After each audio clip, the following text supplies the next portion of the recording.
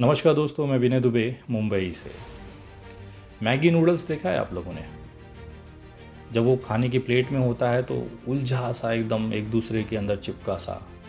ऐसा ही कुछ है दुमका का हत्याकांड। अंकिता तो आज हमारे बीच नहीं रही, लेकिन बहुत सारे सवाल पीछे छोड़ गई कि उसे उसके जो असली कातिल हैं वो कब दुनिया के सामने आएंगे।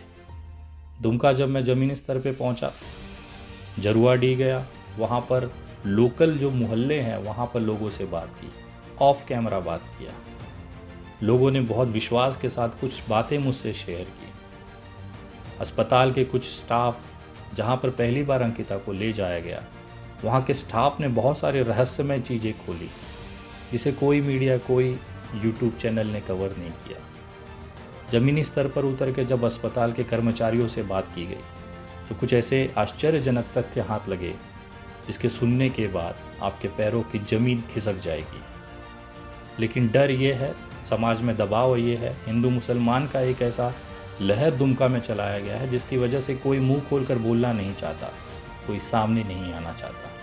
लेकिन दिल में सबके ये है कि इस बिटिया को इंसाफ मिलना चाहिए। जिस तरह से शाहरुख और नईम को आरोपी बनाकर पुलिस ने अपनी पीठ थपथपा ली है, चार्जशीट लगा दी है, लेकिन अभी बहुत से तथ्य जनता और देश के सामने आना बाकी है।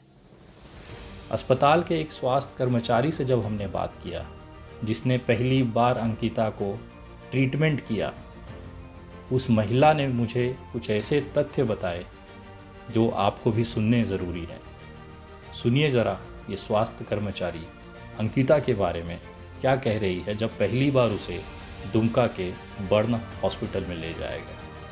के साथ में देखें और सर हम उसका दोनों बाजू का कपड़ा फाड़े हैं इसलिए कि उसका दोनों हाथ का कपड़ा टाइट हो गया था। वो खुद बोली कि दीदी मेरा कपड़ा टाइट हो गया है, थोड़ा इसको कर दीजिएगा। उसकी बड़ी वाली भी बहन बोली और जो अंकिता थी वो भी बोली, लेकिन कोई छू नहीं रहा था। उसका घर वाला सारा देखना किया था, नाक में कपड़ा ले लेके दूर में ही खड़ा था। हम जानते हैं ना, बिना ग्लव्स का पहने हुए सर हम उसका बदन को छू के उसका कपड़ा फाड़े। उसके बाद वो हमको क्या बोली कि दीदी मेरा पेट देखिए ना, छू के पेट टाइट लग रहा है। तो हम उसको दिल रखने के लिए बोले, बोला नहीं रे बाबू, छोटी, उसका छोटी भी नाम था, अंकिता भी नाम था और घर का छोटी भी नाम था। बोले नहीं छोटी, कुछ खाई हुई होगी ना, इस वजह से तुम्हारा पेट टाइट लग रहा है। वो रसगुल्ला खा रही थी सर बैठ के। अच्छा। तो फिर हम देखें सब तरफ, हम उसका पीठ देखें, पेट देखें, हम पूरा शरीर में हम एक एक पार्ट देखें। ऐसा कहीं कुछ नहीं जला हुआ था, सिर्फ 2 हाथ ज्यादा जला हुआ था। सिर्फ हाथ जला हुआ था? हाँ, और दाहिना पैर में थोड़ा सी जरा मैंने कुछ इधर चमड़ा हटा हुआ था दाहिना पैर का, और बायां पैर एकदम क्लियर था, जिसमें कि बायां पैर से उसका सिलाइन चढ़ रहा था। पेट वगैरह जला हुआ था?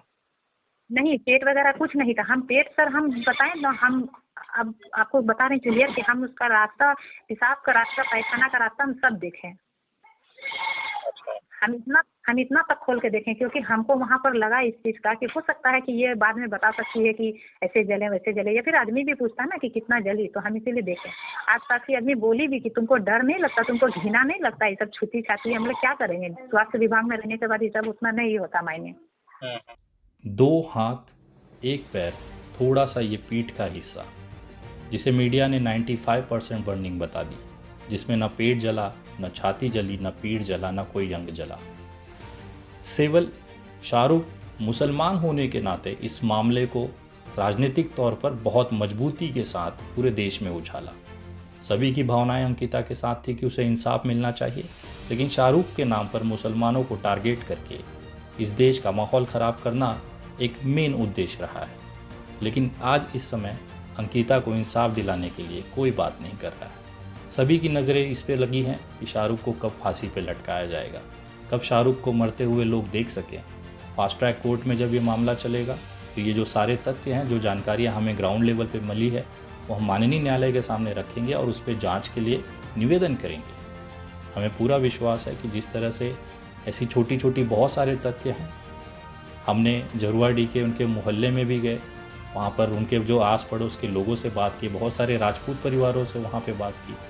उनका भी यही कहना था कि अंकिता की तबीयत पिछले कुछ दिनों से ठीक नहीं थी, लगातार उल्टियाँ कर रही थी। महिलाएं, हमारी टीम में कुछ महिला सदस्य थी जिन्होंने महिलाओं से बात की, उन्हें पता चला ये चीज़ें कहीं ना कहीं तबीयत ख़राब होना रात में पिताजी को शायद कुछ ऐसी जानकारी दी गई, प्रेगनेंसी को भी हो सकता है, या शादी को लेके हो सकता है, या कोई अन्य मामला हो सकता है, ये जांच का विषय है। ऐसी जानकारी दी गई जिससे कि परिवार आहत हुआ और परिवार ने रात सुबह 4 बजे इसकी हत्या करने का प्रयास किया। लेकिन सवाल ये उठता है कि अगर परिवार ने हत्या का प्रयास किया तो अंकिता ने अपना बयान में शाहरुख का नाम क्यों लिया? यही सब रहस्य खुलने बाकी हैं। हम धीरे धीरे इस केस को सॉल्विंग की तरफ बढ़ रहे हैं।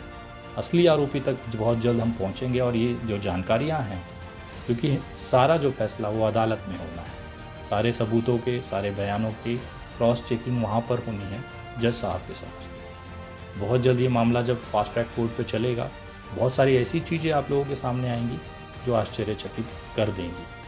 हम खुद स्तब्ध हैं कि क्या वाकई में अंकिता की हत्या की गई इतनी बर्बरता के साथ, चाहे वो शाहरुख ने किया हो, चाहे इनके परिवार के किसी सदस्य ने। लेकिन आज इंसाफ अंकिता को मिलना है। तो आप तमाम लोगों से निवेदन है कि इस मामले में शाहरुख या इनके परिवार को दोषी न मानते हुए हमें असली आरोपी तक पहुंचना है, जिसने वाकई में अंकिता को बहुत बुरी तरह से ख़त्म किया। और मैं वादा करता हूं कि जितना भी जल्द हो सकता है इस मामले में बहुत नए खुलासे, बहुत सारी नई जानकारी आप तक मैं पहुंचाऊंगा। जो भी तथ्य मुझे मिलते रहेंगे आप लोगों से बताऊंगा, ताकि आपको पता चल सके कि अंकिता किस तरह से तड़पते हुए इस दुनिया को विदा किया। इंसाफ तो उसे मिल के रहेगा। जय हिंद, जय महाराष्ट्र।